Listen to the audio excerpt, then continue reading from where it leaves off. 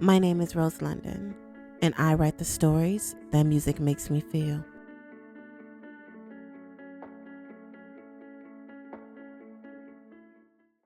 After spending 4 years in college for culinary, a year doing an internship in the kitchen of one of the most prestigious eateries in New York, and another 3 years in that same kitchen working my way up, I decided to take a major leap and open my own restaurant, which also took on special occasion catering gigs for a price that quite frankly was so substantial, it still surprises even me people are willing to pay it. The restaurant side of the business was built with my very own blood, sweat, and tears, and within the last 2 years since it had been open, it was doing quite well.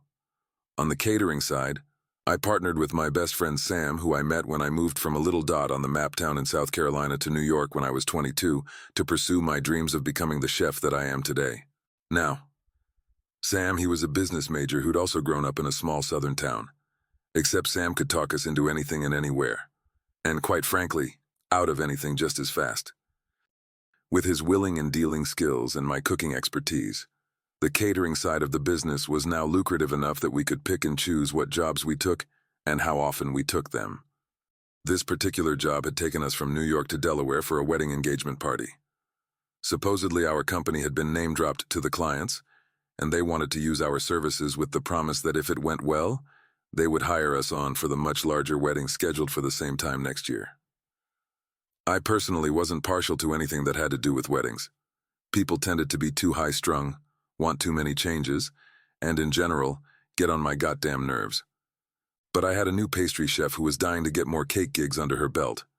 Plus Sam thought it would be great exposure considering the clients were some high acidity types, and because they'd asked for a last-minute booking that was out of town.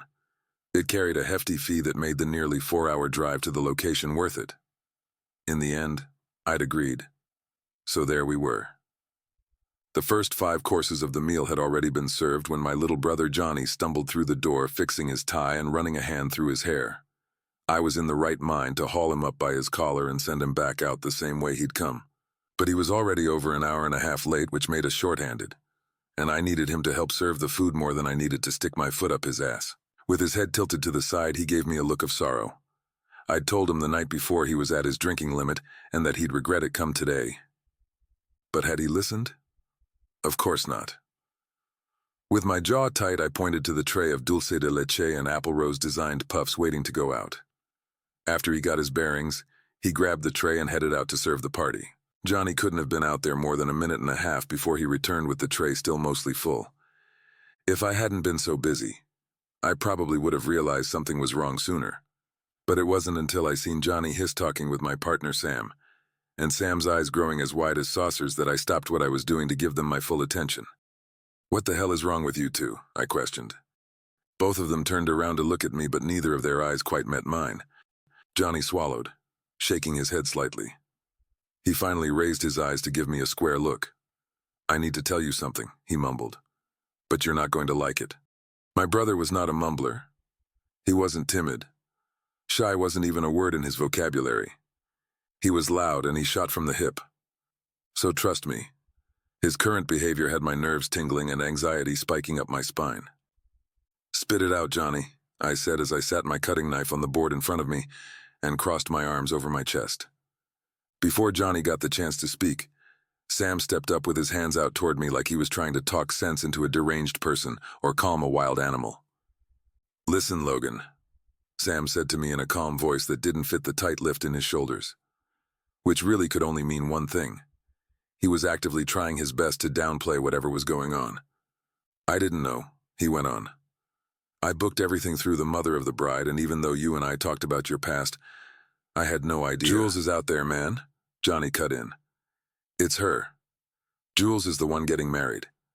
This is her engagement party you're cooking for." I stared at both of them, my brother's words slicing through me like a knife, even though the actual meaning of them had yet to cement themselves. Once they did, my feet began to move on their own accord. Sam and Johnny promptly stepped to the side.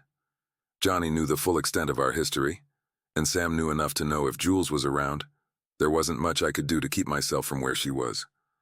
Plus, I'm guessing if the look in my eyes portrayed even a fraction of what I felt, they were smart enough not to put themselves as a barrier between her and I. When I stepped outside onto the open patio of the wine vineyard, I took in the stunningly decorated rustic details with its strung lights, linen-covered tables, crystal vases, and white roses. The tables were decked out in Bordeaux wine glasses, tall flutes, the finest of china, and gold cutlery of which my prepared food had been eaten from. I hadn't stepped a foot out of the kitchen up till that moment. It hadn't mattered to me who was celebrating their engagement. All the talking was done between Sam and the client. All I needed were the details of the menu. I'd never been a big people person, and that hadn't changed much. But at that moment, I needed to see everything. Every single detail. Guests sat around enjoying their meals, most with faux interest in the conversations that were being had, completely unaware of the mental turmoil I'd just found myself propelled into. Though none of it mattered to me because my interest lied with one person, and one person only, and true to form, the moment I locked eyes with Jules, everything else faded away. Slowly, she stood from her seat. Slowly, the hand she had wrapped around a crystal flute filled with champagne dropped, spilling the liquid across the table. Slowly, ever so slowly, time stood still. The man at her side, the one who obviously was meant to be her husband, now stood as well. A look of confusion, something akin to dread, and borderline anger creased his brow as he looked between Jules and myself. The energy in the room was stifling. And yes, it seemed as though he noticed it instantly, much like anyone else who was paying an ounce of attention. Jules had yet to say a word, but a woman was now standing by her other side that I recognized as her mother, though I had not seen her in well over a decade. "Logan, this is not the place for you," her mother scolded me, as was her way. "You don't belong out here," she continued. I pulled my eyes away from her, taking a moment to glance at her husband, Jules' father, as he stood up but stayed quiet per usual. The wheels inside my head began to spin, and I slowly turned back to stare at Jules' mother. That's when it hit me. Her words, all derived to implore an explicit meaning as they always had. She specifically said I did not belong out there, almost as if she knew I was here but didn't want my face to be seen in the midst of their party. I tried to remember what Sam had told me in the kitchen. I believe he said all his dealings had been with the mother of the bride. So as my brain spent round and round, I could only come to one conclusion. Though be it the most evil thing that anyone had ever done to me in my life. She knew. Jules' mother knew she was hiring my company, and she'd done it on purpose. Even after all these years, she'd sat forth to break me, to show me her daughter could do better than me, if only this one last time. Though none of this truly means anything without fully understanding our history. I could probably go on forever, but I'll give you the shortened version. I was 14 the first time I got my heart broken. And no, it wasn't by Jules, the girl I loved, the girl I attended school with since we were in kindergarten. Jules didn't have to put a hurtin' on me, because her mother handled that all on her own. Although we attended the same school, we were from separate sides of the tracks. Jules' mother was a cosmetic surgeon who mostly took on celebrity clientele, and her father worked with her as an anesthesiologist. My ma waited tables, and my father worked in a factory. Jules lived in a big house with a manicured lawn, long driveway, and spiked fence. Likely they thought it would keep the riffraff out. Riffraff like me. I, on the other hand, lived in a 2-bedroom house on the back of my grandparents' property, with my ma, pa, and little brother. Jules attended personal tennis lessons at a private club. Me? Well, I simply played street ball with my friends until the sun went down. You see, we were not the same. Although I lived close enough to see the exclusivity, I was never supposed to touch it. I lived on the outskirts of the so-called good side of town, close enough to attend the same school but too far away to ever be considered part of Jules' inner circle. That never stopped us, though. In kindergarten, Jules and I were inseparable, practically attached at the hip. Rather we were in class or outside playing cornhole or tag at recess. In first grade, we'd sit next to each other at lunch and share whatever we had. Usually I had snacks she wasn't allowed to have, and she had food she didn't want, but I was willing to try. In second grade, we made a vow to be best friends forever. In third grade, we coordinated the color of our wardrobe, so that we'd have on the same color shirt most days. When school ended after fourth grade, We decided to learn sign language so we could talk without anyone knowing what we were talking about. When we came back for the 5th grade, we had actually kind of pulled it off. I know for me personally, I spent my entire summer trying to learn the new language. At the very least, we understood enough to think we knew what we were doing. And even if we did make up a little in between the actual realistic signs, Jules and I had our very own way to communicate. Then in junior high, everything flipped. We decided we liked each other. I mean, really liked each other. We constantly held hands, which honestly, we'd always done, but now it just felt different.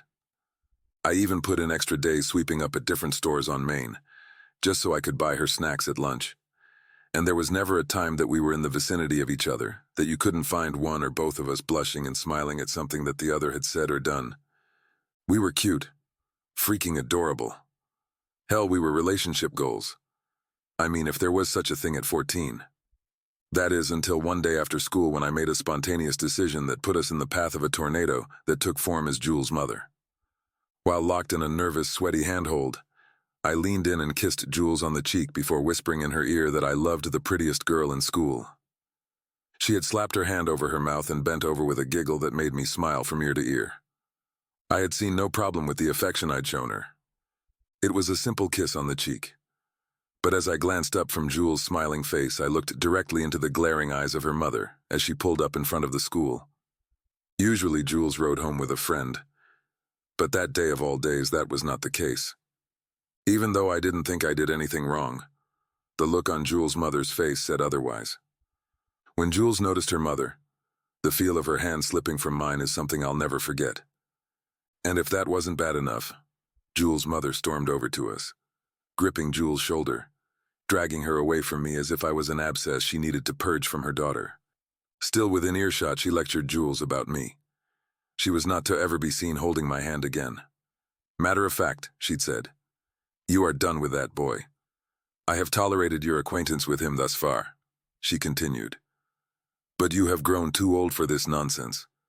You are to concentrate on your studies, and when the time for you to date does come along, it most definitely will not be with him." I had frowned at those words, not understanding what she saw so wrong with me. Jules and I were amazing together. No one made her smile like I did, and what was mine was hers, even if it wasn't much. It wasn't until I got older that I realized it wasn't really me that she had a problem with. It was likely the fact that while I came from a blue-collar family, Jules' family consisted of doctors, surgeons, and hospital board members. And it wasn't that she thought I wouldn't treat Jules right. She simply thought I wasn't good enough.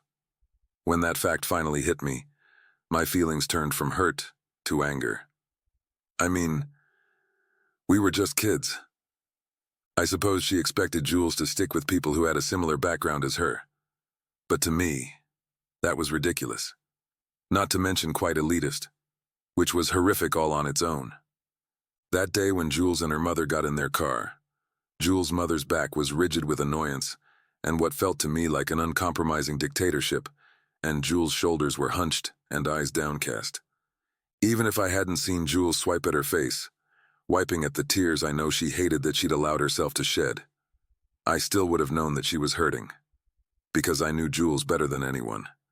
Even when she tried to hide from the world, she never blocked me out. As for me, well, I stood there with my mouth open in shock as my girlfriend's mother made the first slash on my previously untainted heart, driving it in deep with no mercy. That was only the beginning. Jules and I didn't know it then, but that interaction would be the catalyst to a long-standing on-off relationship that in the end controlled both of our lives. So yeah, for the first time we began being sneaky to talk to each other, using our friends' phones so we didn't get caught.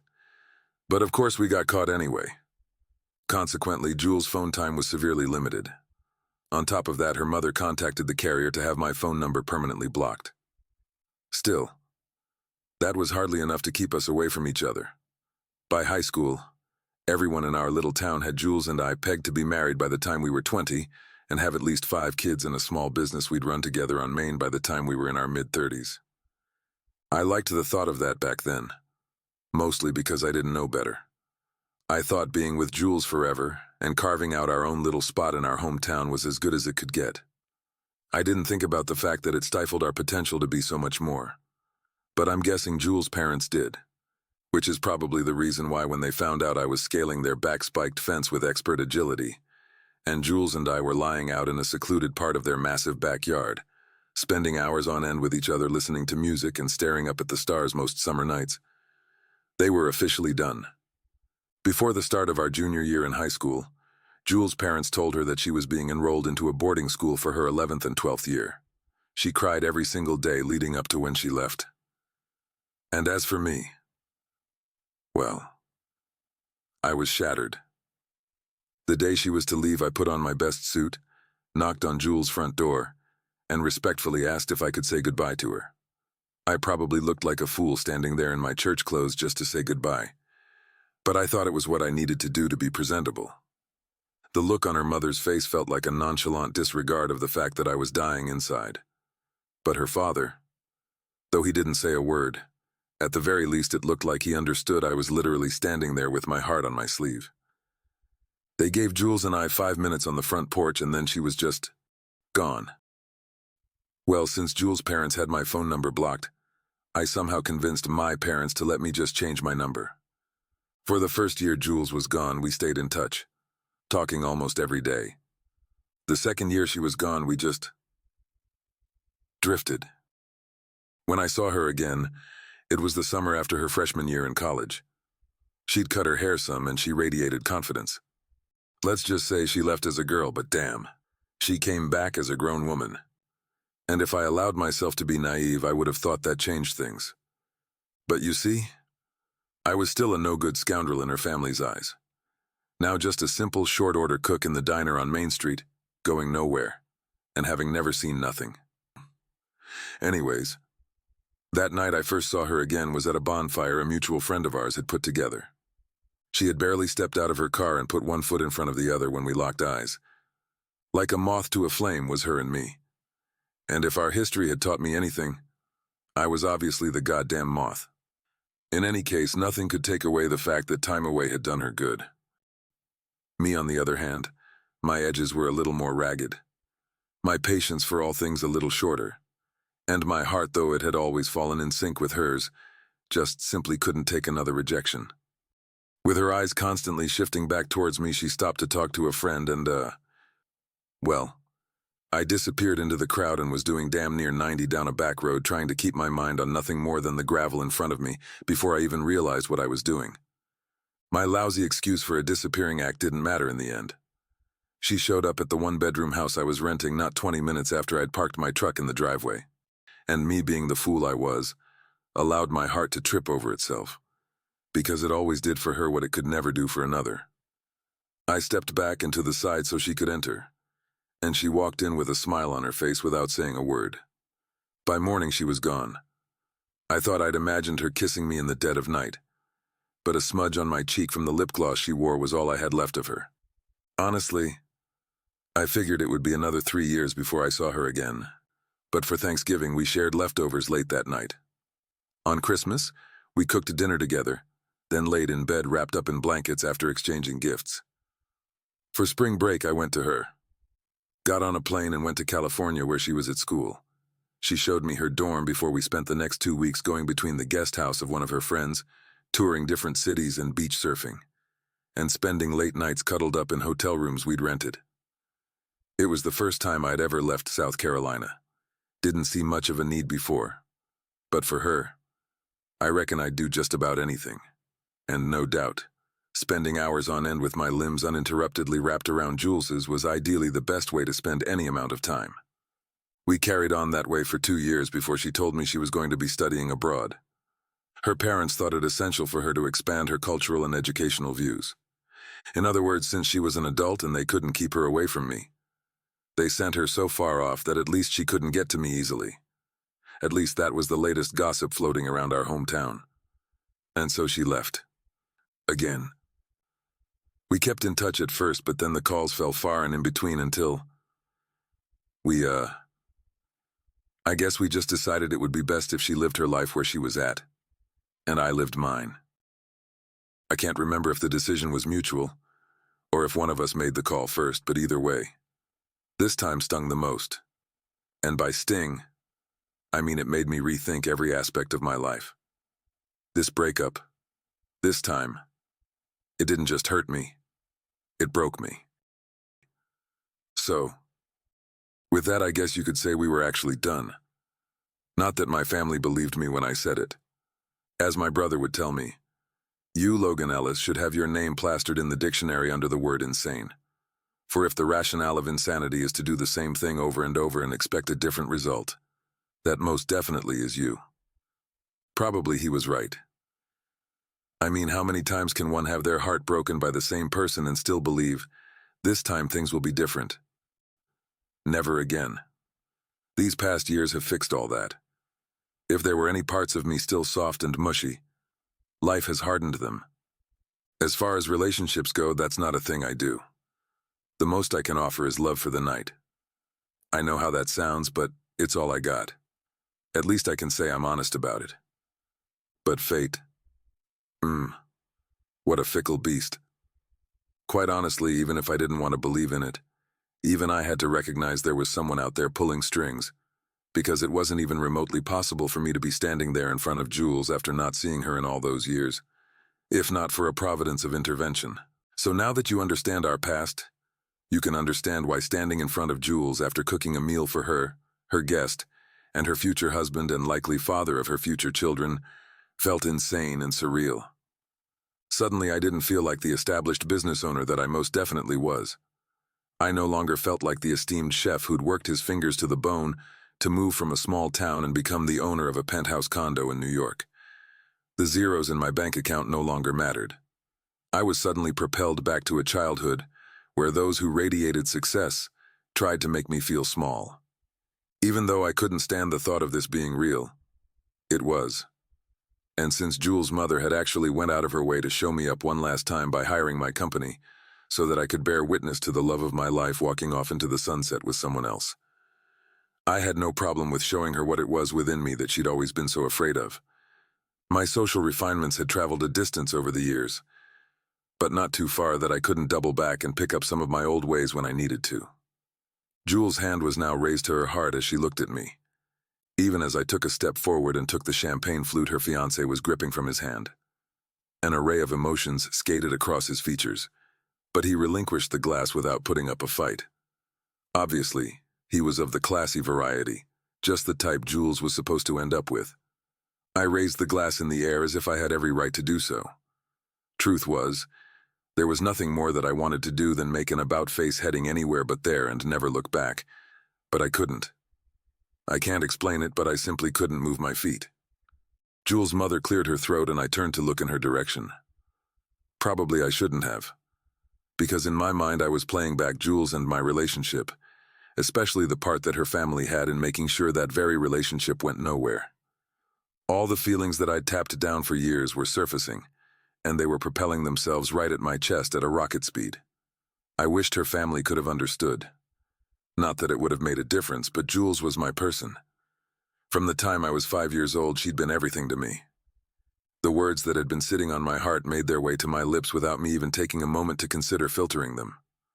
"Mrs. Kane," I called out to Jules' mother. "I haven't seen you in quite some time," I continued. "Just to be clear, I've never once complained of that fact."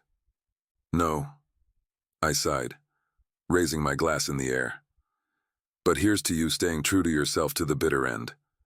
I see some things will never change." The crowd around us inhaled sharply at once, aghast looks marring their faces. "Logan," Jules called out to me as she slightly shook her head back and forth. The concentration in her eyes looked as if she was trying to mentally implore me not to make a complete and utter scene, though it was far too late for that. Turning to fully face Jules, my chest constricted with a feeling I thought was long gone, and the look on her face was almost enough to put a stop to the emotional roller coaster of a rant I was diving headfirst into. Hell, the look on her face was almost enough to make me do a lot of things. Like tell her how her sudden presence had my heart practically beating out of my chest, and how as much as I wanted for that to not be my reaction, there was nothing I could do to stop it. But no. Those words would not leave my mouth. Obviously, me being there was as much a surprise to her as it was to me, and at that moment, I couldn't tell if she was exactly happy about it. I cleared my throat and tried to shake off the feeling that came over me at the thought of Jules not being happy to see me, but I was sure that feeling was something that was going to stick to me like glue. In any case, she could rest assured I'd be gone soon. I'd nearly done what I'd come to do as far as our service was concerned, even though it was without the knowledge of who I was doing it for. We were booked for a 7-course meal, though dessert had barely been served when Johnny came back into the kitchen and told me who this party was for. Besides dessert and the mignardize consisting of a macchiato espresso, mini Swiss chocolate with salted caramel tarts, a lemon creme brulee, and apple sorbet. The rest of the meal had been finished, but obviously it would be a cold day in hell before I prepared anything else. I cared not in the least of the money we'd lose, and at the moment, I didn't even care of what it may do to the reputation of my company, after whatever this was Jules' mother was trying to pull.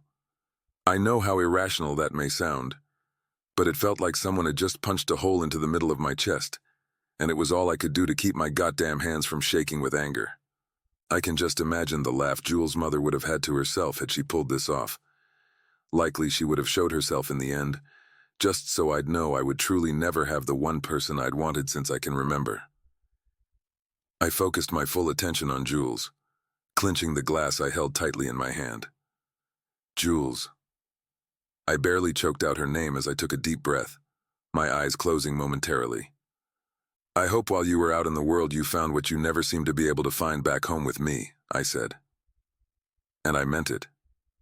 Sadly, sometimes love just isn't enough. I finally realized the truth in that, and for Jules I can honestly say I only wished the best for her. I shut my mouth before I could say more. Enough was enough. Quite frankly, I hadn't meant to do what I'd just done at all, but restraint was obviously not a quality I was currently in control of. Instead, I swallowed down the glass of champagne in my hand, already knowing it was just the start of what me, Sam, and Johnny were going to get ourselves into later. I knew I couldn't have hand-picked a better group to drown my sorrows away if I tried. I'd leave the champagne and gold silverware to the people at this party. They looked at the three of us like we were a group of backwoods degenerates, and quite honestly, right then I very much felt like playing the part. No doubt we were about to make our way to a bar across town and drink until we were 3 sheets to the wind and could barely remember what had happened here. No matter how toxic it was, I could already visualize the deep shit the three of us would find ourselves in by the end of the night. Times like this called for long nights with friends in low places, and that was exactly where I was headed. I turned around to make my way back inside. Johnny had already loosened his tie, knowing full well our work here was done, and Sam wrapped an arm around my shoulders and patted me on the back. Probably he had already figured out a way in his head to spin the whole debacle, if word was to get out that we'd left a job halfway through the service. We might not be much to the people looking upon us, people from big, old dollars and opportunities that had simply been laid in front of them since birth, but us three could climb our way out of a bucket of crabs any day. When you come from the bottom, where else is there to go but up? I left the cleanup and clearing out to my staff as Sam and Johnny piled in one car, and I headed to my truck parked out back. I was trying to process what just happened, trying to compartmentalize it in my head so it made some type of rational sense. But all I could think about was since the moment I'd met Jules, we'd been climbing a vertical hill with nothing to protect us but high hopes and wishful thinking. I put my truck in drive and stepped on the gas. My mind was so far gone I almost missed her. Slamming on my brakes, I stared over the hood at Jules, high heels in hand, wearing a dress that probably cost $1,000, while her bare feet stood planted in the dirt blocking my path. It's true. You can take the girl out the country, but you can never take the country out the girl. Of course, Jules would be bold enough to know she could stop a man in a pickup truck on a dime. She slapped her hand down on the front of my truck before stepping to the side, opening my passenger side door, and climbing in, resting her bare feet on the mat as she angled her body toward me. "What are you doing?" Funny enough, it took a moment for me to realize the words as my own. We stared at each other as if we were locked in a wordless conversation, filled with everything we hadn't said in years. A whole day could have passed us by, and we probably would have been none the wiser. At some point I noticed her pull her bottom lip between her teeth and pull in a deep, steadying breath. Yeah, that look was familiar. And had I bumped into her in passing, or ran into her at some point when we both made it back to our hometown, I probably would have embraced that look with everything in me. But this wasn't that. Jules, we're not doing this. Whatever this is. I forced the words out my mouth even as I internally cringed, because why did I need to force the words? I was supposed to be over this. I was supposed to be over her. Her eyes glided over me before she crossed one leg over the other and tilted her head to the side. Her now sitting so close to me after all these years was almost enough to make me forget everything that had led us to this moment. It nearly put a ridiculous smile on my face, but I tapped that old habit down with every ounce of willpower I had in me. Just thinking about her fiancé that she was standing next to, and the diamond engagement ring I'd seen on her finger back at the party, was enough to bring me back to reality. My teeth actually ached with how tight my jaw was set. I swallowed hard and made myself look away from her as I spoke. Go back to your fiancé, Jules. You shouldn't be here. Not with me. Not sure if I was trying to convince her or myself, but the words instantly felt like I was trying to swallow sand. A telltale sign that I knew everything I just said was BS. But what choice did I have, seeing as how there was a man that she was seemingly in love with just yards away waiting on her to return? Momentarily closing her eyes, she took a minute before her face settled into a sad look that even then, I would have done anything to wipe away. So I was right. You do hate me?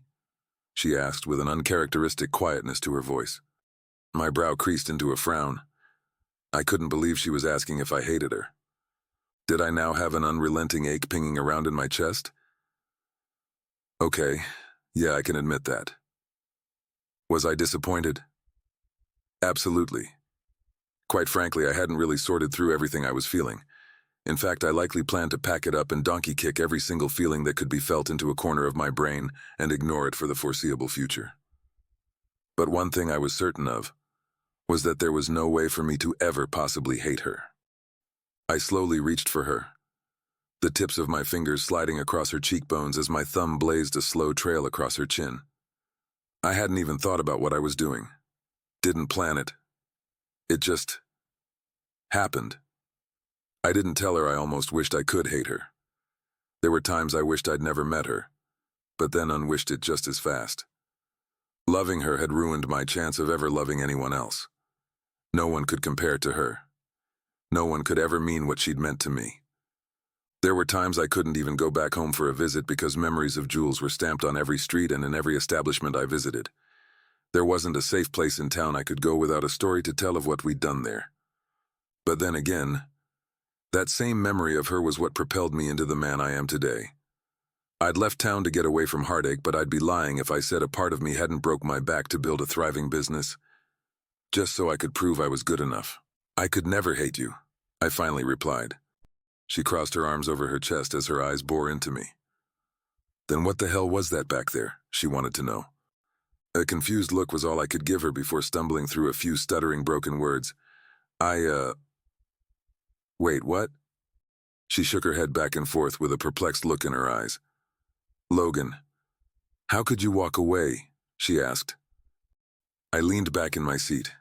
Her words hit me so hard you would have thought she'd physically smacked me. Baby, this is the first time I've ever walked away from you. And it's only because I'm not going to watch you walk into the arms of another. She let out a soft breath and moved closer. Like I was on autopilot, my eyes tracked the subtle movement in her throat as she swallowed before speaking. What did we tell each other? She asked softly. Last time we spoke, we said if we ever found our way back to each other, neither of us would walk away again. We said we couldn't even be pried apart. Nothing would keep us from one another. That's what we said.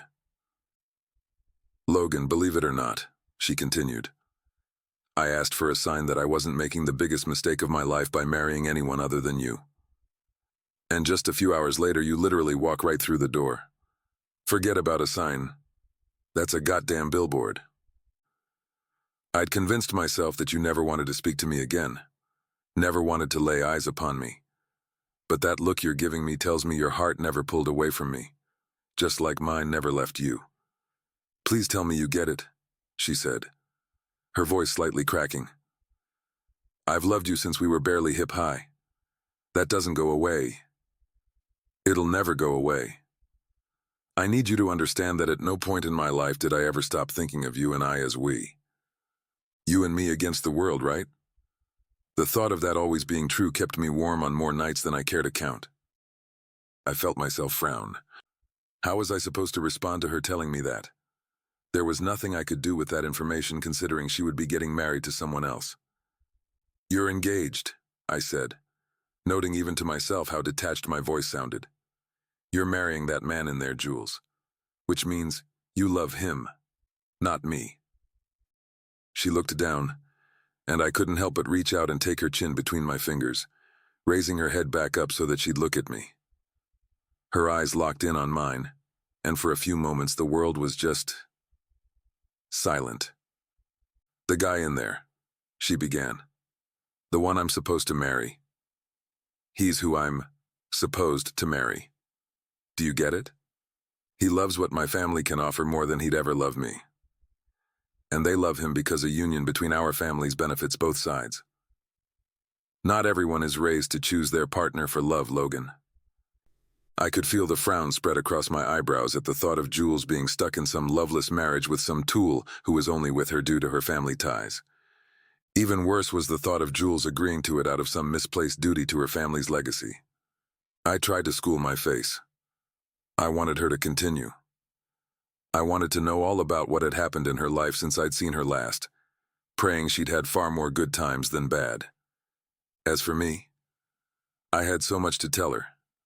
How I'd left home. Something neither of us thought I'd ever do. Going to school in New York. The restaurant. Damn, she would love the restaurant if she saw it. There was so much I wanted to share with her. For the first time that night, her mouth lifted up into a smile. She began to speak, her voice breathy and light. That look in your eyes right now, she noted. I've waited almost a decade to see that look again. Logan, I don't know why my mother did what she did. I honestly think one of her biggest fears was us running into each other one day and falling back into each other the way we'd always done. Maybe she thought if she found a way to show you I'd moved on, there would be no chance of us ever reuniting. She had no idea. Even when I thought all was lost, I think a part of me always knew. Or maybe just hoped we'd somehow win. But now I know our destiny was carved in stone. Nothing could erase what we have. Listen, Jules continued. All I know is my mother pulled us away from each other countless times when we were kids, but she also just brought you back to me, no matter what her true intentions were. I watched her for several moments. I was no longer the boy she used to know. I now followed my head far more often than I did my heart. Hell, there'd been so many times that life had turned me every which way but loose. And if I knew one thing, it was that taking a moment to truly evaluate could mean the difference between progression and destruction. And what about the ring on your finger? I finally asked. What about your fiancé? You have a whole situation, Jules. Do you expect me just to ignore that? Her hands began to move, grabbing my attention. It's just me and you, she said with sign language. I couldn't help but smile. Damn it. If anyone in this world could melt my resolve to stubbornly stick to my guns, it was her. I didn't allow myself to feel this way anymore. I didn't let this hopeful, fresh feeling that I could build a relationship with someone sneak into my thoughts. Not anymore. To top it off, I braced myself and looked down at her left hand. The one that held an enormous diamond engagement ring when she was at the party. It was bare. No ring. Which meant no fiancé, she said, as if she was reading my mind. Right on cue, the man in question walked out the building with Jules' mother and a couple other people at his side. A frown was spread across his face, though, crazy enough, he was hardly shooting the daggers I would have been had I been in his shoes. Jules' mother motioned for her to come over to her, but the click of Jules' seatbelt told me she had no plans on moving an inch. Jules let out a long sigh. He doesn't look too broken up, does he? She asked lightheartedly. I huffed in response. That was all that I could manage. In a way, it kind of pissed me off that he didn't look more upset. To lose a woman like Jules was crushing. I knew from experience. I couldn't understand how he could possibly be standing there with only a slight look of annoyance on his face. She sighed before making herself more comfortable in her seat. "He's not a bad person, you know," she said almost to herself. But we both understood this thing between he and I was more of a deal than a marriage. Jules and I locked eyes as I tried to read if she was serious. From the looks of it, she most definitely was, and however much she was vested in their relationship, or whatever they were calling it, obviously wasn't enough to make her truly care about leaving it behind. "I let my family set us up on a date," she began. Her voice was a low monotone, and I instantly knew she'd been guilted into the whole thing. "Dates turned into social commitments together," she continued. "Then business ventures between our families. And before I knew it, I was blindly saying yes to a marriage proposal, even though he seemed about as enthusiastic about it as I did. And if you can't tell by now, that wasn't much. Like I told you, I wasn't raised to marry for love, and to be honest, I figured if I couldn't have the one man I actually wanted, then it didn't really matter, did it?" Her eyes slid away from where she'd been looking out the window at who my mind had made up was now her ex-fiancé, and glided over to me. I stared at her. Couldn't pull my eyes away if I'd tried. It was crazy. For so many years in the world I lived in, Jules was over me years ago. The way I'd thought my feelings were all one-sided after so much time had passed was wild. "You actually thought you couldn't have me?" I had to ask. Had to confirm. Because that thought ever being in her head just didn't sit right with me. She sighed. "Like I said, I thought you didn't want to see me again." I momentarily closed my eyes. It was strikingly convenient how easy it had been for me to turn off the part of me that was susceptible to falling for someone. For so many years I'd become habitual about coming to a full stop whenever I felt like anyone was getting too close. But now, well, I'm pretty sure that overwhelming urge I had to push people away dissipated the moment my brother had said Jules was in the other room. I put my truck in drive. "So, where we headed?" she asked with a cute bite to her bottom lip and lift of her eyebrows. I rubbed my chin with my thumb as I glanced at her out the corner of my eye. "Well, darling, I was headed to meet up with Johnny and my best friend Sam to do my best to drink every memory of you away." Her lips turned up into a small smile that lifted all the way to her eyes before saying, "Well, I guess y'all are just gonna have to settle with drinking with me, instead of drinking while you talk about me. Maybe they'll warm up to me after the first few rounds on me." I chuckled at that as I pulled out the lot, thoroughly ignoring the growing group of people stepping into the parking lot to watch us as we did so. Much like the people standing around, my little brother was going to have a conniption when he laid eyes on Jules and I together. Though I knew he'd get over it quickly. He'd always adored Jules. He simply didn't care for how our on-again, off-again relationship left me each time. Still, the look on his face alone was almost worth getting caught up in the aftermath of drama this would undoubtedly cause. "Hey, Logan," Jules said quietly as she placed her hand on my arm that was resting on the center console. "I'm sorry for our past, but everything I didn't fully understand back then is so very clear to me now," she continued. "The way my mother treated you was absurd. It won't ever happen again. If you hold on to me this time, baby, I won't ever let you go." A warm swarm of emotions combusted inside my chest. My brother was wrong when he used to say I was crazy to deal with everything that came with our relationship. I wasn't crazy. I wasn't insane. I was in love. A type of love that most people never come across in their entire life. A type of love that ingrains itself so deep within you it feels like a part of your DNA. No. Most people would never know what this felt like. I slid Jules' hand into mine and she laced our fingers together without a second of hesitation. This time would indeed be different. I was no longer a kid. I wasn't anybody's boyfriend. And I would never have to sneak over anyone's back fence ever again. I had no doubt that this time, the girl and boy who used to have to hide their relationship could finally face the world together as adults. I felt excited about reintroducing myself to her. The thought of us getting to know each other all over again had me gripping her hand tighter. She would be my wife, of that I was sure. And I'd make every dream we talked about when we were younger a reality. If she still wanted the big backyard with a pool and white fence, it was hers. We'd talked about filling the house with a few little ones that were a mixture of our likeness, beautifully curly-haired and bright-eyed. It didn't matter to me how many she wanted. We could go from 1 to 10 for all I cared. This time felt right. This time felt like forever. As we drove away from what would have been her future, I let go of what was in our past. Because together was the way it was always meant to be. If you made it this far, I want to thank you for watching and listening. As I said, I write the stories that music makes me feel. It may sound crazy, but when I listen to music, I never just listen. My mind goes off on a tangent, creating an entire multiverse full of people, places, and situations. And I know I'm not the only one. So if you're anything like me, consider this your safe place, where creativity and fantasy is celebrated. This particular story came about after listening to Friends in Low Places by the one and only Garth Brooks. This song inspired me to create the scene where Logan takes Jules' fiancé champagne and gives a toast to her mother that shows just how much pain and resentment he had built up because of the way she had treated him.